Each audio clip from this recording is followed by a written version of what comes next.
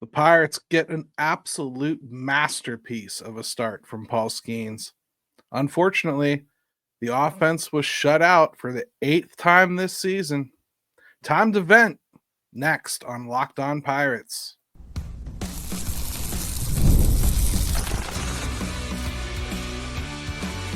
You are Locked On Pirates, your daily Pittsburgh Pirates podcast, part of the Locked On Podcast Network, your team every day.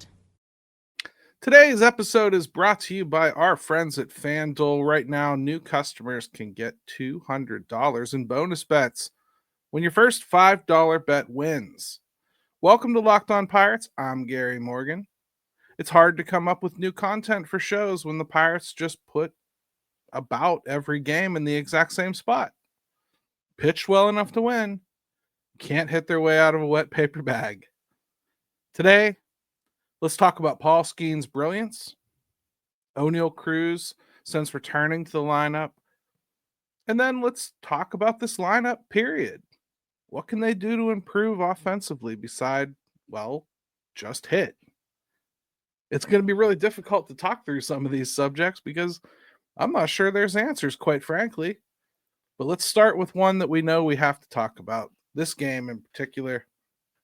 We could talk about the whole weekend because we haven't been together this whole weekend to wallow in misery together about this series against the Phillies. But they played some decent baseball over these last two series against two really tough teams. It's not as though I can't recognize they're playing good teams.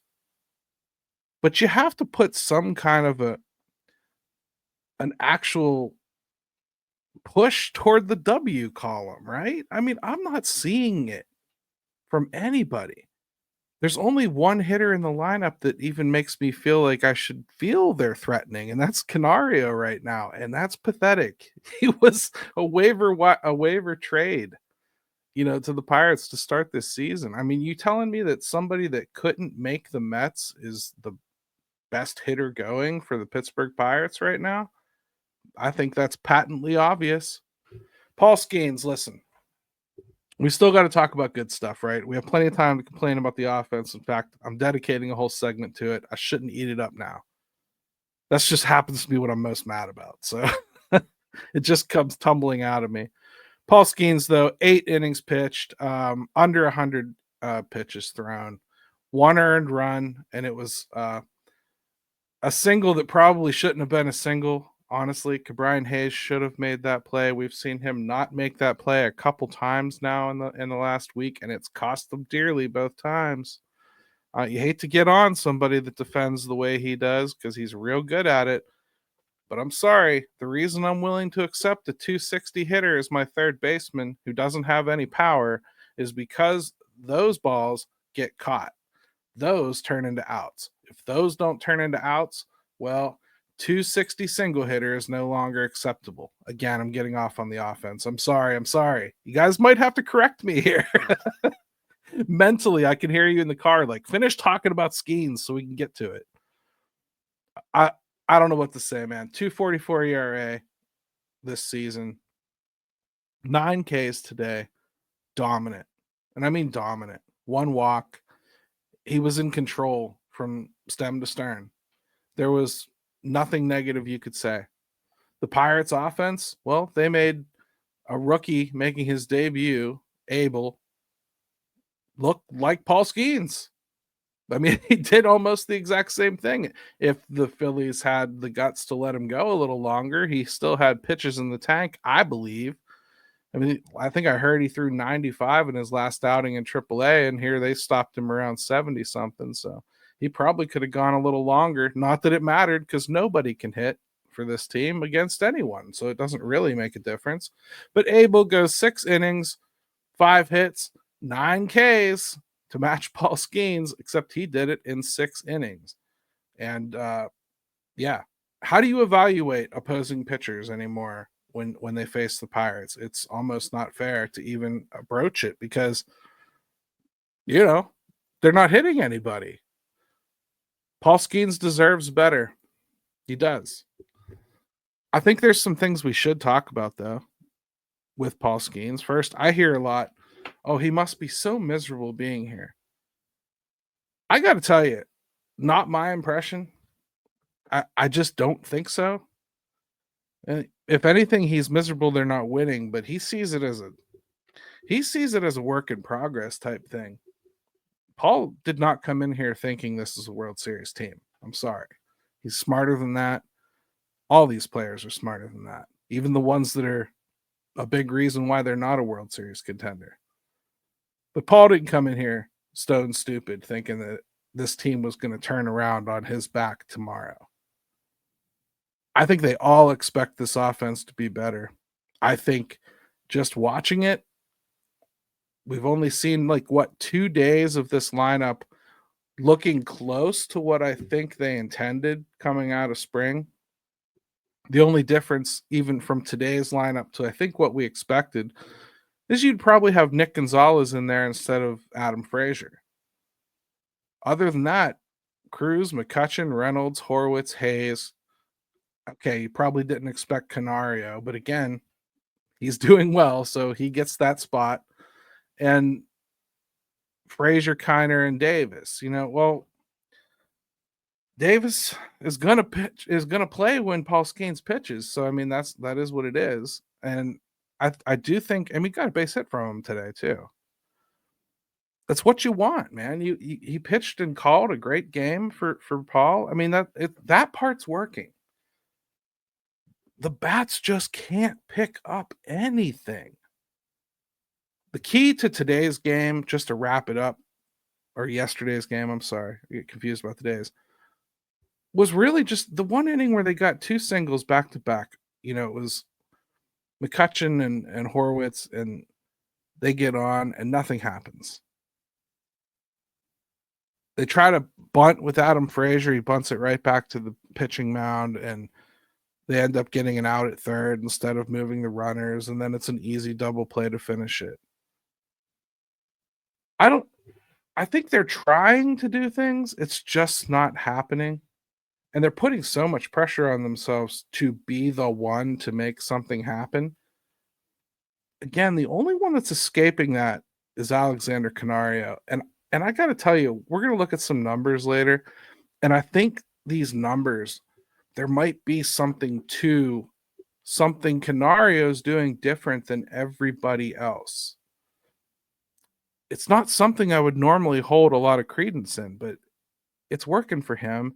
And maybe it's something that they really need to try to impress on everybody else, because what they're doing right now, it's just not working. Dejected hitter after dejected hitter. Everybody's blaming the umpires. You got to knock that crap off too, because they're getting a rep and they're getting calls against them. I'm telling you, it's starting to be vengeance. You can just see they don't want to deal with the Pirates. They don't like Donnie Kelly running his mouth. They don't like Brian Hayes turning around and questioning things like he's got something to say. Brian Reynolds has worn out the patience of more than one umpire. I just think at some point, man, get the bat off your shoulder, take a rip at something, and see if you can do something physically to alter what's going on with this game. Watching strike 3 doesn't help. Swinging at crap on the first pitch doesn't help. But be ready to hit that meatball when you get it. This is such a terrible. I've never seen an offense this bad. I've watched this team for years and years and years. So I've seen all the bad offenses you have. If you've seen one worse, please tell me. I can't think of one. No matter how bad this team has been, they've been able to hit a little bit. A little bit. When we come back, I want to talk about Oneil Cruz specifically, because probably not fair to criticize him quite yet from just coming back. But you probably don't need to hit him leadoff until he gets it back, right? Looking for a snack that's both delicious and nutritious? Crack into a good source of protein with Wonderful Pistachios. Wonderful Pistachios is one of the highest protein nuts. Each 1 ounce serving has 6 grams of protein, giving you over 10% of your daily value. Plus, they're packed with fiber and better for you unsaturated fats to help keep you feeling fuller longer. I love them when I'm on the golf course. They really help me get through 18. I wish they'd help my score a little more, but I certainly feel like I have a little more energy by the time I get done, which is always a good thing. So get snackin' and get crackin' with the snack that packs a protein punch. Visit wonderfulpistachios.com to learn more.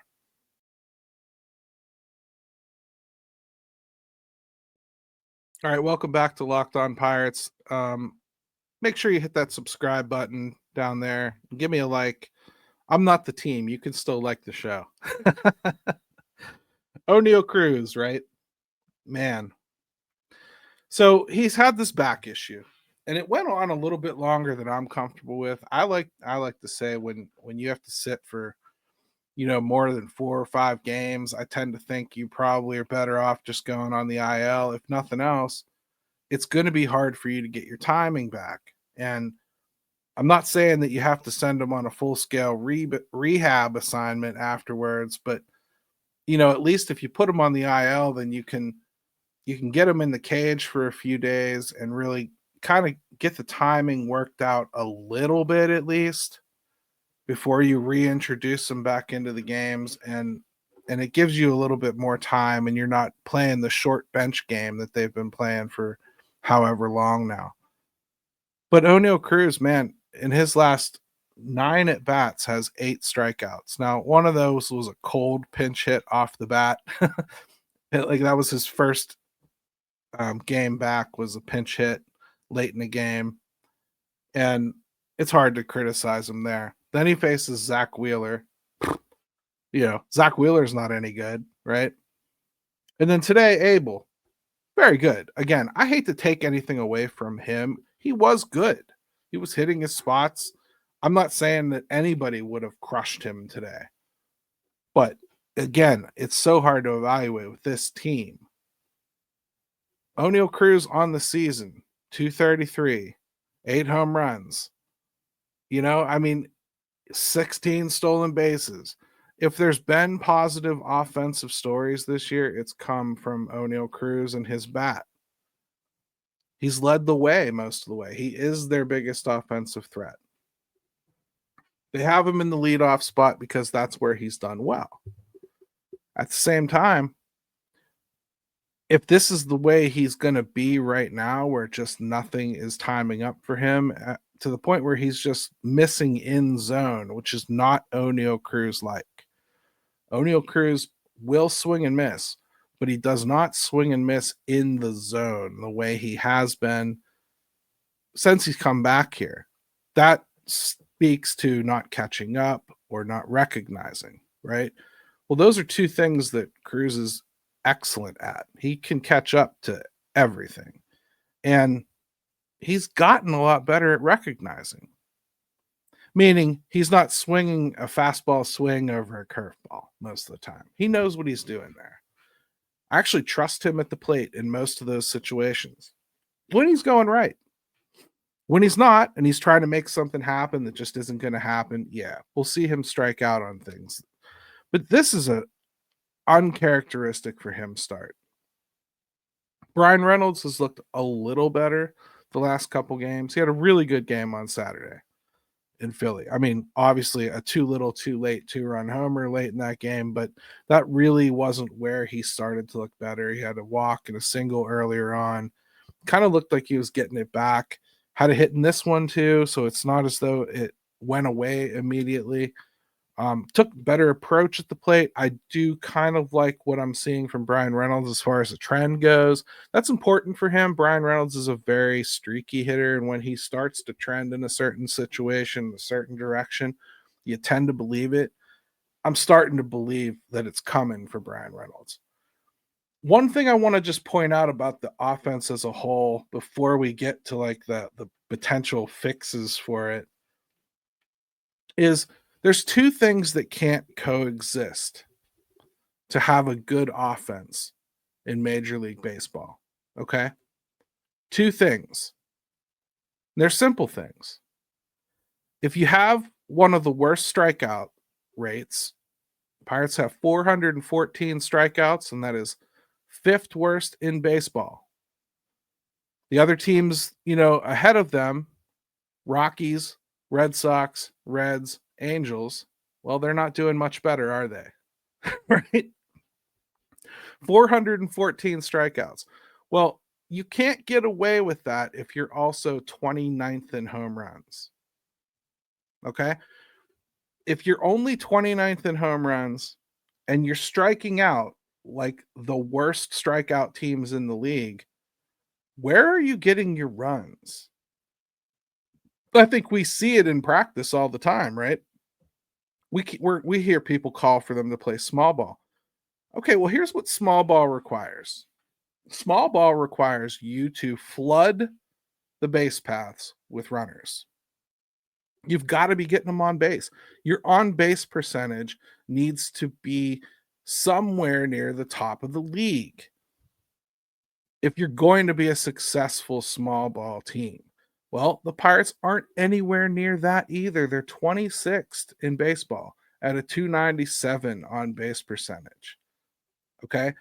If you're not flooding the base paths with walks, singles, anything like that, just to get on base, there's absolutely no way a team that hits the way the Pirates do and strikes out as often as they do can play small ball.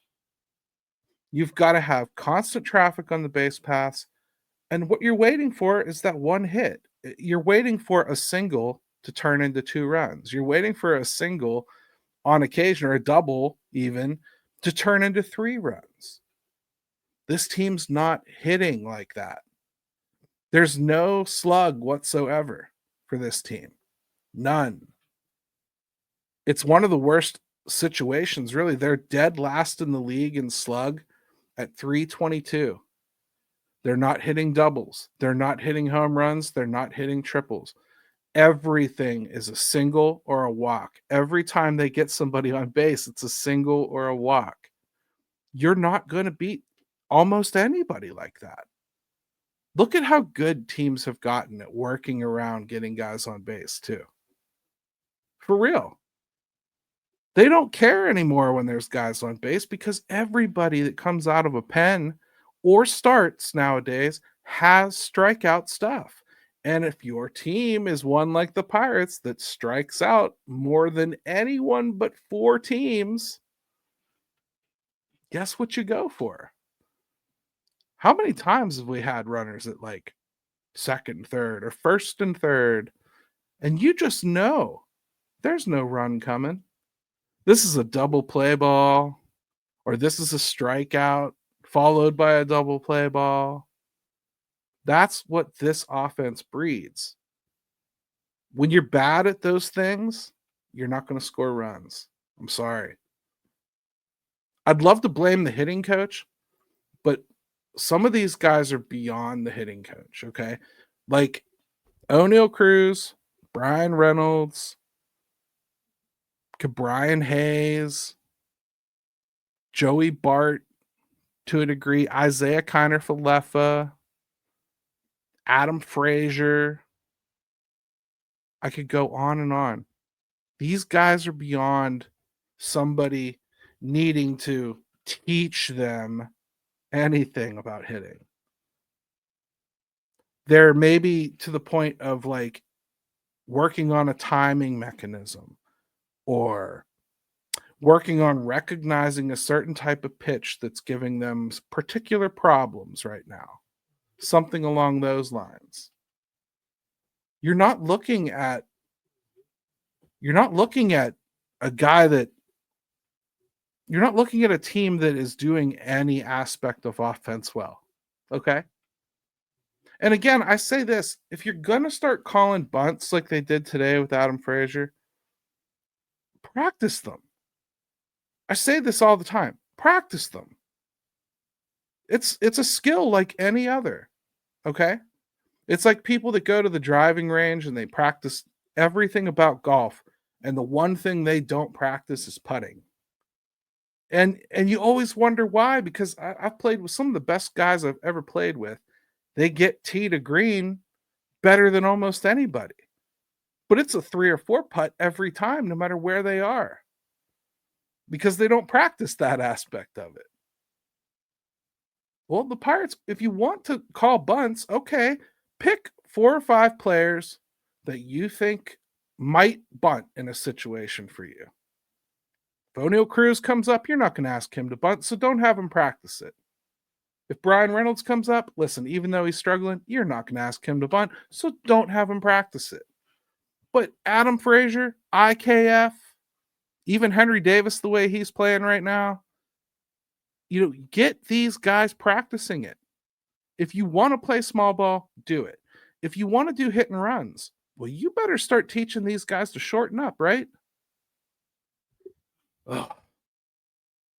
I'm gonna step away again, and then when I come back, we're just gonna go into things I think could actually fix this offense a little. Because the thing that can fix them the most is more talent. The NBA playoffs are in full swing, and every night delivers highlight worthy performances, major momentum shifts, and can't miss moments. Whether it's the game winning shot or breakout player, there's never been a better time to get in on the action. FanDuel makes it easy to stay in the game before tip off and live with player props, performance trends, and same game parlays. Fans have more ways than ever to play smart and win big.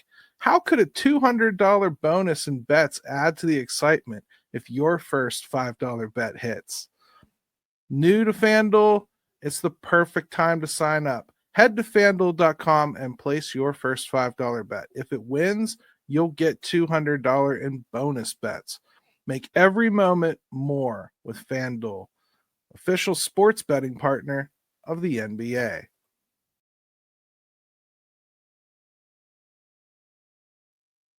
All right, welcome back to Locked On Pirates. It's time to try to pretend that we can fix this Pirates offense some way, somehow, right? We're going to talk about a few things I think they need to work on. I started a little bit in the last segment because I just so upset about them. I just can't stop myself. For real, though, if you want them to play small ball, you have to practice small ball things, okay? Let's talk about like bunting. Pick a few guys. Teach them how to bunt.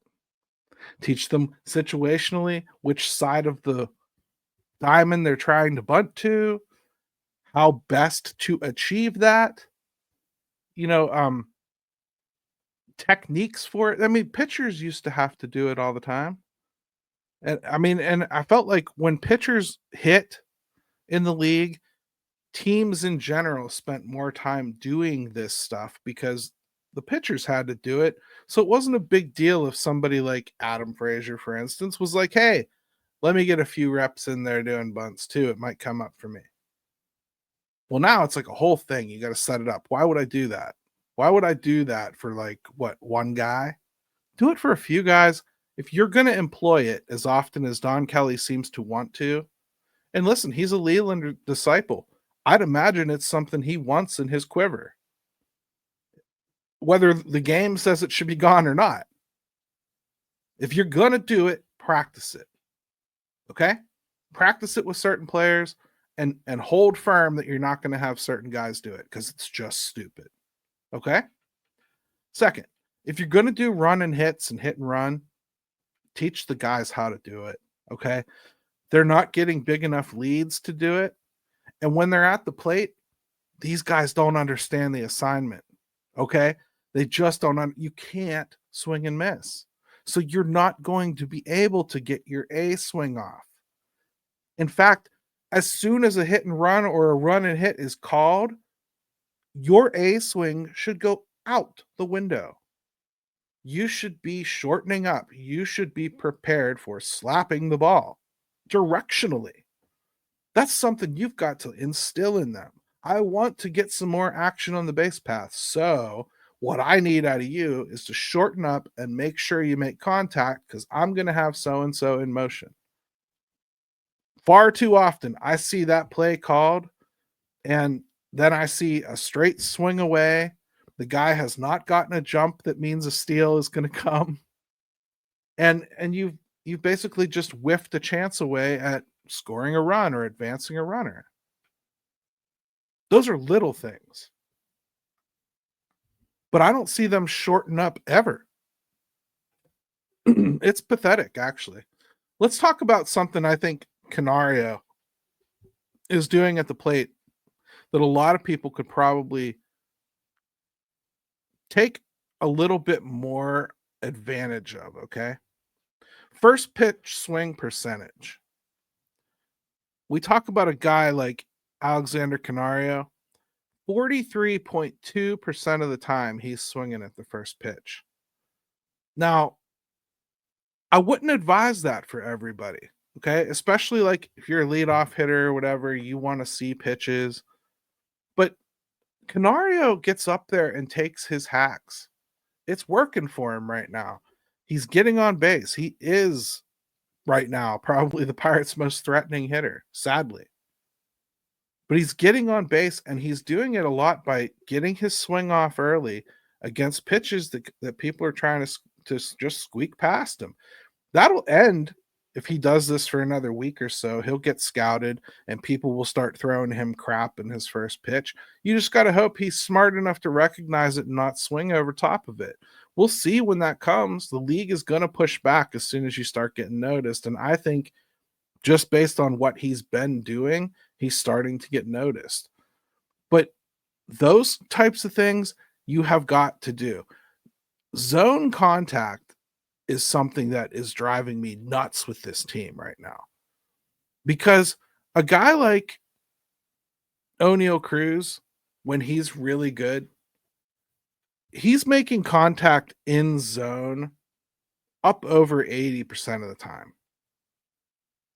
Right now, he's at 75%. That's something that has to change.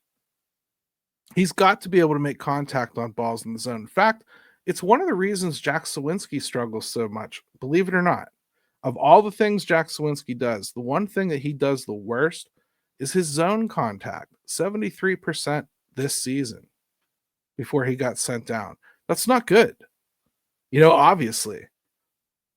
Their leader in zone contact, you wouldn't believe me if I told you, but their leader in zone contact right now is Henry Davis, 92.7. Now, keep in mind, that zone contact doesn't mean that you're getting a hit. It just means you're touching the ball. So if you really want like a real example and somebody who's getting payoff for it statistically, you're probably looking at Isaiah Kiner-Falefa. He's at 91.2%. So basically, if you throw Isaiah Kiner-Falefa a strike, he's going to get contact.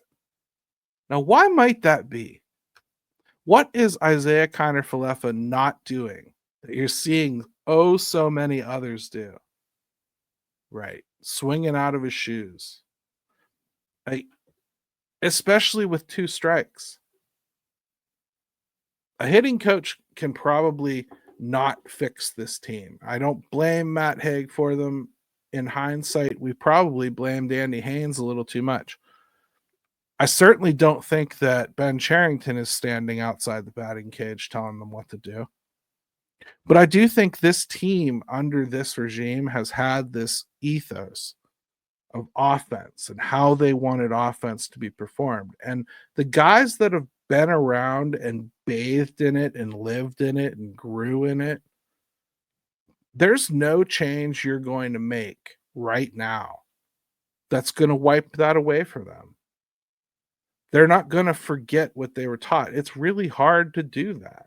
It's really hard to go from somebody that is programmed to stand up there waiting for a pitch in a certain zone and taking your best swing at it when it's there and accepting that could mean you're going to take strikes. There's no way to change that when you've been doing it for 4 or 5 years, short of going somewhere else that just won't accept it. Period. And that's how a lot of these guys were brought up. So I'm not sure that a hitting coach change really was ever going to have the impact we hoped it would, because I think a lot of what ails them kind of came from above them. Pirates have got to find a way to score runs. And it's not just about this year, okay? I hear so many of you, it doesn't matter anymore. Well, then what are you watching it for? For real, what are you watching it for if it doesn't matter? Why waste the energy to type that to me? Why waste the energy to tell me that Cherington needs fired? Have I not said it like 300 times on this show? What do you think is being gained by telling me that? Come up with a creative comment for me. See if you can do it. I come up with shows with different topics every single day. All right. When I'm met with the exact same comments every single day, it tells me one of two things. You're either not listening, which, hey, so be it. That's your choice. Or B, you've only got one thing to say about the Pirates. And if that's the case, don't say anything. I know that already. I already know that. Tell me a different reason why something is the way it is. All right? Let's have more fun participation on social media in general, not even here. Just social media. You can't so much as say that was a nice swing from somebody without being flooded with 50 million people. Oh, but he hasn't had a nice swing any other time. Yes, I know. I mean, like, it's insane. It makes me miss the days where a team could not perform well and you could just kind of go out and mow your lawn and nobody knew whether you were watching or not because you weren't commenting. I'm getting to the point of just post and ghost anymore on social media. I don't want to deal with it anymore. The Pirates offense needs to get going. This current configuration has been together for all of 2 days. Let's give it a home trip.